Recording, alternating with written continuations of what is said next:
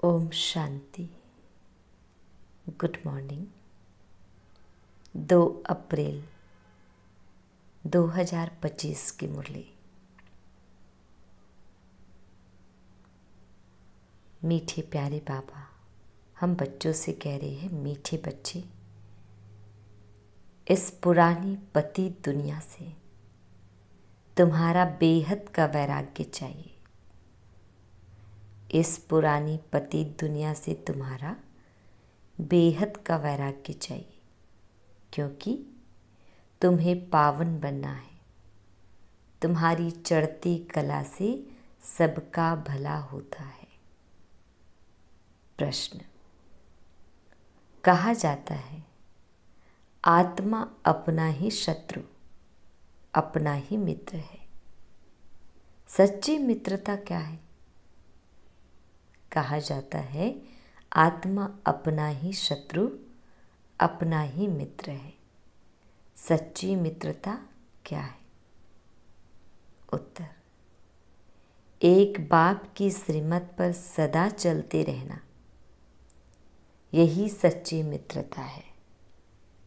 एक बाप की श्रीमत पर सदा चलते रहना, यही सच्ची मित्रता है। सच्ची मित्रता है एक बाप को याद कर पावन बनना और बाप से पूरा वर्षा लेना। यह मित्रता करने की युक्ति बाप ही बतलाते हैं। संगम युग पर ही आत्मा अपना मित्र बनती है। आज का गीत है, तूने रात गवाई सोई के, दिवस गवाया खाए के, हीरा जन्म अनमोल था, कौड़ी बदली जाए। ओम शांति। डिटेल। यूँ तो यह गीत है भक्ति मार्ग की। सारी दुनिया में जो गीत गाते हैं, वह शास्त्र पढ़ते हैं, तीर्थों पर जाते हैं, वह सब है भक्ति मार्ग। ज्ञान मार्ग किसको कहा जाता है? भक्ति मार्ग किसको कहा जाता है? यह तुम बच्चे ही समझते हो।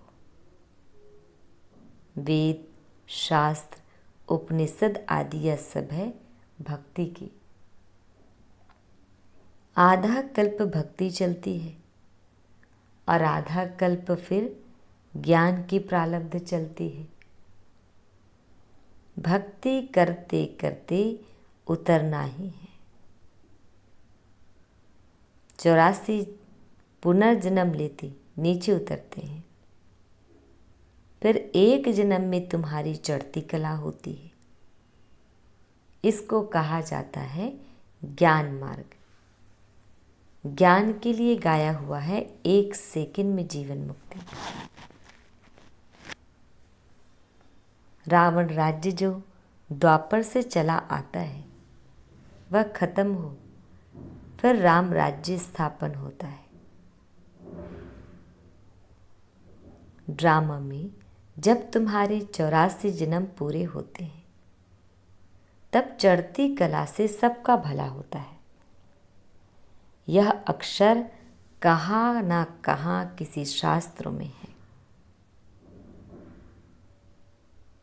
चढ़ती कला सर्व का भला, सर्व की सद्गति करने वाला तो एक ही बाप है ना। सन्यासी उदासी तो अनेक प्रकार के हैं। बहुत मतांतर है। जैसे शास्त्रों में लिखा है कल्प की आयु लाखों वर्ष। अब शंकराचार्य की मत निकली 10,000 वर्ष। कितना फर्क हो जाता है। कोई फिर कहेगा इतने हजार। कलयुग में है अनेक मनुष्य, अनेक मतें, अनेक धर्म। सतयुग में होती ही है एक मत। यह बाप बैठ तुम बच्चों को सृष्टि के आदि मध्य अंत का नॉलेज सुनाते हैं। इस सुनाने में भी कितना समय लगता है। सुनाते ही रहते हैं। ऐसे नहीं कह सकते पहले क्यों नहीं, यह सब सुनाया। स्कूल में पढ़ाई नंबरवार होती है। छोटे बच्चों को ऑर्गन्स छोटे होते हैं तो उनको थोड़ा सिखलाते हैं, पर जैसे जैसे ऑर्गन्स बड़े होते जाएंगे बुद्धि का ताला खुलता जाएगा, पढ़ाई धारण करते जाएंगे। छोटे बच्चों को बुद्धि में कुछ धारणा हो ना सके, बड़ा होता है तो फिर बैरिस्टर, जज आदि बनते हैं। इसमें भी ऐसे है, कोई की बुद्धि में धारणा अच्छी होती है। बाप कहते हैं, मैं आया हूँ पतित से पावन बनाने। तो अब पतित दुनिया से वैराग्य होना चाहिए। आत्मा पावन बने तो फिर पतित दुनिया में रह ना सके। पतित दुनिया में आत्मा भी मनुष्य पतित है, मनुष्य भी पतित है। पतित दुनिया में आत्मा भी पतित, मनुष्य भी पतित है। पावन दुनिया में मनुष्य भी पावन, पतित दुनिया में मनुष्य भी पतित रहते हैं। यह है ही रावण राज्य। यथा राजा रानी तथा प्रजा, यह सारा ज्ञान है बुद्धि से समझने का। इस समय सभी की बाप से है विपरीत बुद्धि। तुम बच्चे तो बाप को याद करते हो, अंदर में बाप के लिए प्यार है, आत्मा में बाप के लिए प्यार है, रिगॉर्ड है, क्योंकि बाप को जानते हैं। यहाँ तुम सम्मुख हो, शिव बाबा से तुम सुन रहे हो। वह मनुष्य सृष्टि का बीज रूप ज्ञान का सागर, प्रेम का सागर, आनंद का सागर है। गीता ज्ञानदाता परम पिता त्रिमूर्ति शिव परमात्मवाच। त्रिमूर्ति अक्षर जरूर डालना है, क्योंकि त्रिमूर्ति का तो गायन है ना। ब्रह्मा द्वारा स्थापना तो जरूर ब्रह्मा द्वारा ही ज्ञान सुनाएंगे। श्री कृष्ण तो ऐसे नहीं कहेंगे कि शिव भगवान वाच। प्रेरणा से कुछ होता नहीं, न उनमें शिव बाबा की प्रवेशता हो सकती है। शिव बाबा तो पराये देश में आते हैं। सतयुग तो श्री कृष्ण का देश है ना, तो दोनों की महिमा अलग अलग है। मुख्य बात ही यह है। सतयुग में गीता तो कोई पढ़ते नहीं, भक्ति मार्ग में तो जन्म जन्मांतर पढ़ते हैं। ज्ञान मार्ग में तो वह हो ना सके। भक्ति मार्ग में ज्ञान की बातें होती नहीं। अभी रचता बाप ही रचना की आदि मध्य अंत का ज्ञान देते हैं। मनुष्य तो रचता हो ना सके, मनुष्य कह ना सके कि मैं रचता हूं। बाप खुद कहते हैं, मैं मनुष्य सृष्टि का बीज रूप हूं। मैं ज्ञान का सागर, प्रेम का सागर, सर्व का सद्गति दाता हूं। श्री कृष्ण की महिमा ही अलग है, तो यह पूरा कॉन्ट्रास्ट लिखना चाहिए, जो मनुष्य पढ़ने से झट समझ जाए कि गीता का ज्ञान दाता श्री कृष्ण नहीं है। इस बात को स्वीकार किया तो यह तुमने जीत पहनी। मनुष्य श्री कृष्ण की पिछाड़ी कितना हैरान होते हैं। जैसे शिव के भक्त शिव पर गला काट देने को तैयार हो जाते हैं, बस हमको शिव के पास जाना है, वैसे वह समझते हैं श्री कृष्ण के पास जाना है। परंतु श्री कृष्ण के पास जा ना सके। श्री कृष्ण के पास बलि चढ़ने की बात नहीं होती है। देवियों पर बलि चढ़ते हैं, देवताओं पर कभी कोई बलि नहीं चढ़ेंगे। तुम देवियाँ हो ना, तुम शिव बाबा के बने हो, तो शिव बाबा पर भी बलि चढ़ते हैं। शास्त्रों में हिंसक बातें लिख दी है। तुम तो शिव बाबा के बच्चे हो, तन मन धन बलि चढ़ाते हो, और कोई बात नहीं, इसलिए शिव और देवियों पर बलि चढ़ाते हैं। अब गवर्नमेंट ने शिव काशी पर बलि चढ़ाना बंद कर दिया है। अभी वह तलवार ही नहीं है। भक्ति मार्ग में जो आपघात करते हैं, यह भी जैसे अपने साथ शत्रुता करने का उपाय है। मित्रता करने का एक ही उपाय है जो बाप बतलाते हैं। पावन बनकर बाप से पूरा वर्षा लो, एक बाप की श्रीमत पर चलते रहो, यही मित्रता है। कहते हैं जीवात्मा अपना ही शत्रु है। फिर बाप आकर ज्ञान देते हैं तो जीवात्मा अपना मित्र बनती है। आत्मा पवित्र बन बाप से वर्षा लेती है। संगम युग पर हर एक आत्मा को बाप आकर मित्र बनाते हैं। आत्मा अपना मित्र बनती है। श्रीमत मिलती है तो समझती है हम बाप की मत पर ही चलेंगे। अपनी मत पर आधा कल्प चले। अब श्रीमत पर सद्गति को पाना है। इसमें अपनी मत चल ना सके। बाप तो सिर्फ मत देते हैं। तुम देवता बनने आए हो ना। यहाँ अच्छे कर्म करेंगे तो दूसरे जन्म में भी अच्छा फल मिलेगा। अमर लोक में यह तो है ही मृत्यु लोक। यह राज भी तुम बच्चे ही जानते हो। सभी नंबरवार। कोई की बुद्धि में अच्छी रीति धारणा होती है, कोई धारणा नहीं कर सकती, तो इसमें टीचर क्या कर सकते हैं? टीचर से कृपा व आशीर्वाद मांगेंगे क्या? टीचर तो पढ़ाकर अपने घर चले जाते हैं। स्कूल में पहले पहले खुदा की बंदगी आकर करते हैं। हे खुदा, हमको पास कराना तो फिर हम भोग लगाएंगे। टीचर को कभी नहीं कहेंगे कि आशीर्वाद करो। इस समय परमात्मा हमारा बाप भी है तो टीचर भी है। बाप की आशीर्वाद तो अंडरस्टूड है ही। बाप बच्चे को चाहते हैं।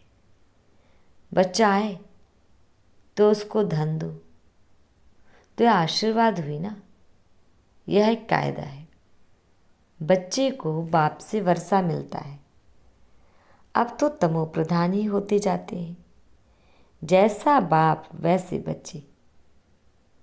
दिन प्रतिदिन हर चीज तमो प्रधान होती जाती है। तत्व भी तमो प्रधान ही होते जाते हैं। यह है ही दुखधाम। 40,000 वर्ष अभी और आयु हो तो क्या हाल हो जाएगा। मनुष्यों की बुद्धि बिल्कुल ही तमो प्रधान हो गई है। अभी तुम बच्चों की बुद्धि में बाप के साथ योग रखने से रोशनी आ गई है।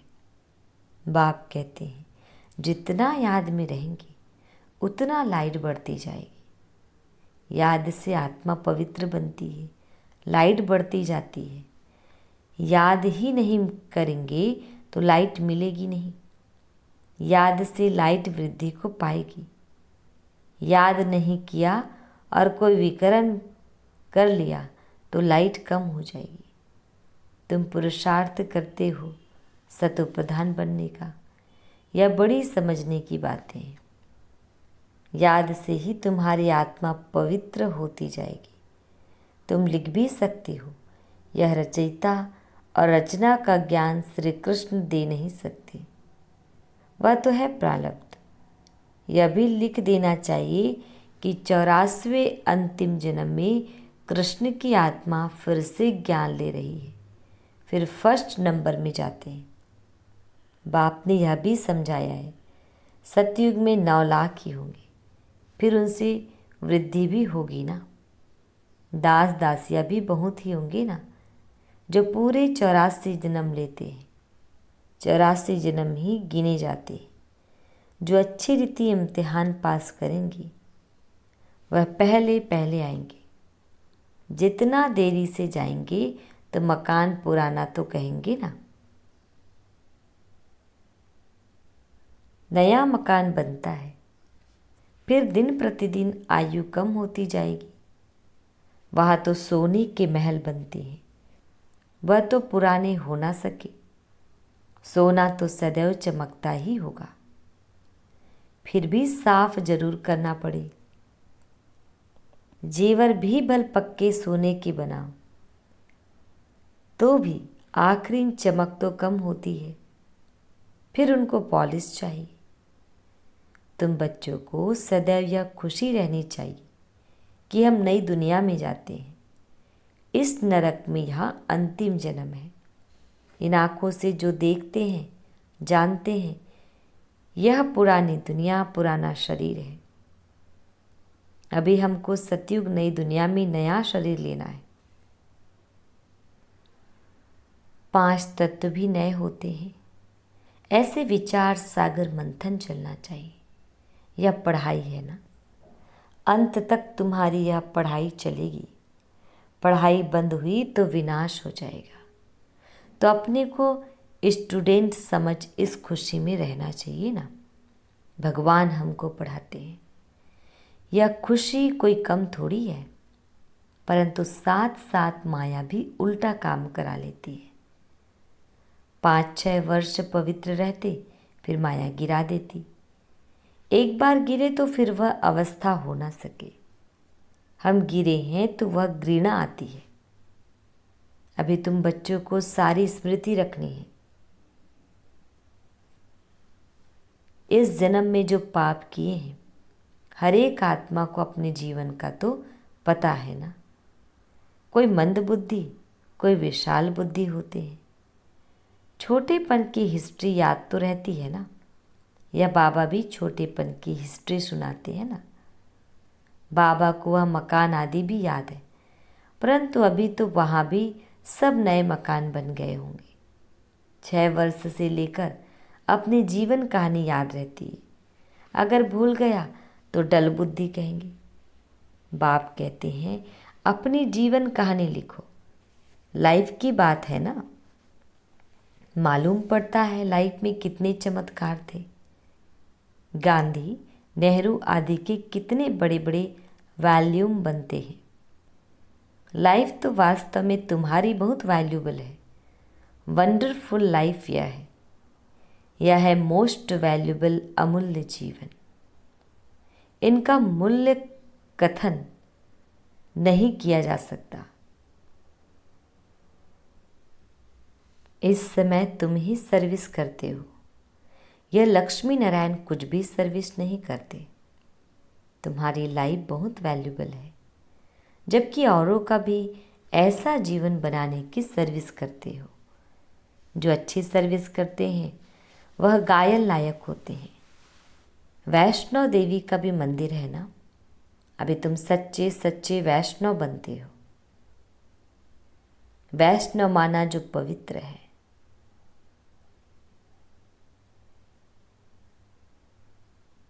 वैष्णो देवी का जो मंदिर है, मैं इसका जो लिंक है डिस्क्रिप्शन में डाल दूंगी, आप चाहे तो देख सकते हैं। अभी तुम्हारा खान पान भी वैष्णव है। पहले नंबर के विकार में तो तुम वैष्णव अर्थात पवित्र हो ही। जगत अम्बा के यह सब बच्चे ब्रह्मा कुमार कुमारियाँ हैं ना। ब्रह्मा और सरस्वती, बाकी बच्चे हैं उनकी संतान। नंबरवार देवियाँ भी हैं जिनकी पूजा होती है। बाकी इतनी भुजाएं आदि दी है, वह सब है फालतू। तुम बहुतों को आप समान बनाते हो तो भुजाएं दे दी है। ब्रह्मा को भी 100 भुजा वाला, 1000 भुजा वाला दिखाते हैं। यह सब भक्ति मार्ग की बातें हैं। तुमको फिर बाप कहते हैं दैवी गुण भी धारण करने हैं। किसको भी दुख ना दो, किसको उल्टा सुल्टा रास्ता बताए सत्यानाश ना करो। एक ही मुख्य बात समझानी चाहिए कि बाप और वर्षे को याद करो।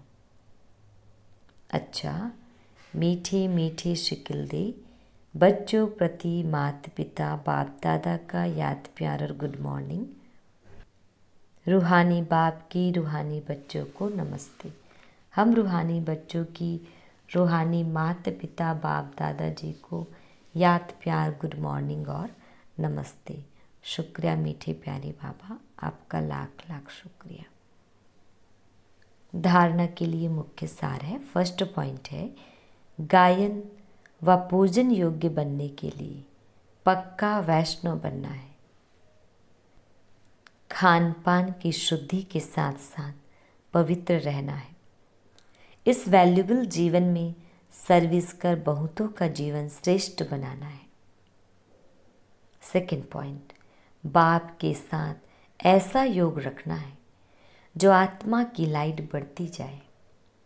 कोई भी विकर्म कर लाइट कम नहीं करना है, अपने साथ मित्रता करनी है। वरदान, स्वस्थिति की सीट पर स्थित रह परिस्थितियों पर विजय प्राप्त करने वाले मास्टर रचता भाव। स्वस्थिति की सीट पर स्थित रह परिस्थितियों पर विजय प्राप्त करने वाले मास्टर रचता भाव। डिटेल, कोई भी परिस्थिति प्रकृति द्वारा आती है, इसलिए परिस्थिति रचना है और स्वस्थिति वाला रचयिता है। मास्टर रचता व मास्टर सर्वशक्तिवान कभी हार खा नहीं सकते, असंभव है। अगर कोई अपनी सीट छोड़ते हैं तो हार होती है। सीट छोड़ना अर्थात शक्तिहीन बनना।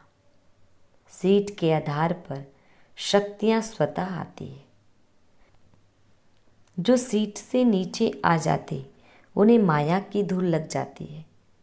बाप दादा के लाडले मरजीवा जन्मधारी ब्राह्मण कभी देह अभिमान की मिट्टी में खेल नहीं सकते। स्लोगन, दृढ़ता कड़े संस्कारों को भी मोम की तरह पिघला अर्थात खत्म कर देती है।